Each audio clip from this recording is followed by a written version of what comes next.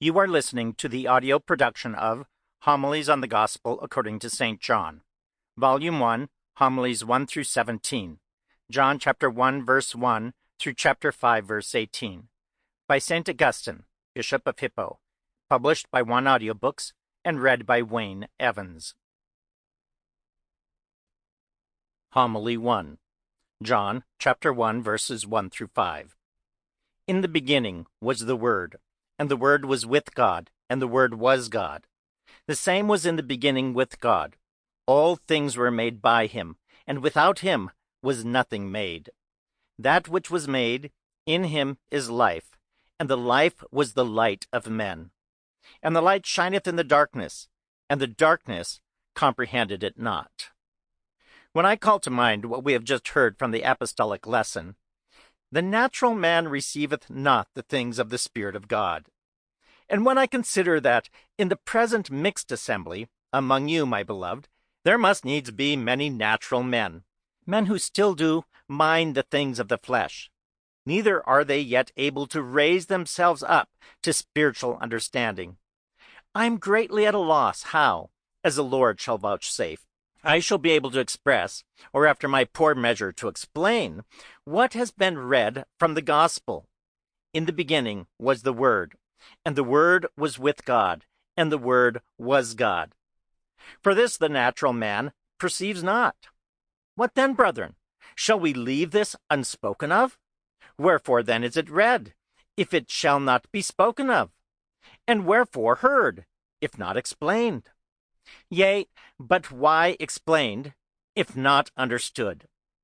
But then again, as there be, I doubt not, among you, some by whom it can not only be received when explained, but even before it is explained, be understood, I will not defraud those who are able to receive it, through fear of speaking idly to the ears of those who are not able to receive it. Moreover, God's mercy will be with us, belike that all may have enough, and each receive what he is able, while to he that speaks what he is able. For to speak the thing as it is, who is able? I dare to say it, my brethren. Peradventure, not John himself spoke the things as it is, but even as he was able. For that thing was God, and he that spoke was man, inspired indeed of God, yet man. As he was inspired, he spoke somewhat. Had he not been inspired, he had spoken nothing. But as he was man inspired, he spoke not the whole as it is, but what man could, that spoke he. For this John, dearly beloved brethren, was one of those mountains concerning which it is written, Let the mountains receive peace for thy people, and the hills righteousness. The mountains are elevated souls, the hills little souls.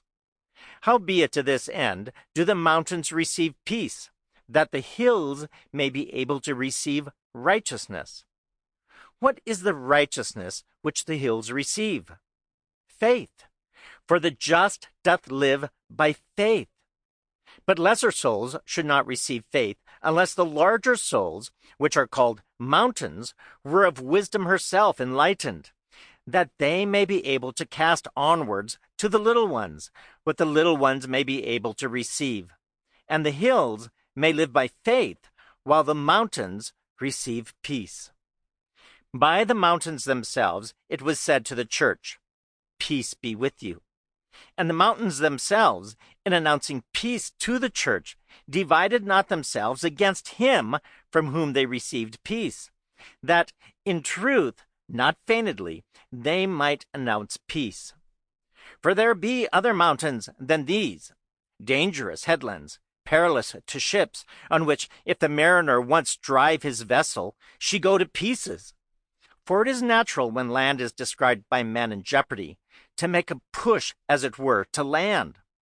But sometimes the land described is in a mountain, and there are sunken rocks at the mountain's base, so that when one makes for the mountain, he falls upon the rocks and finds not mooring there, but mourning.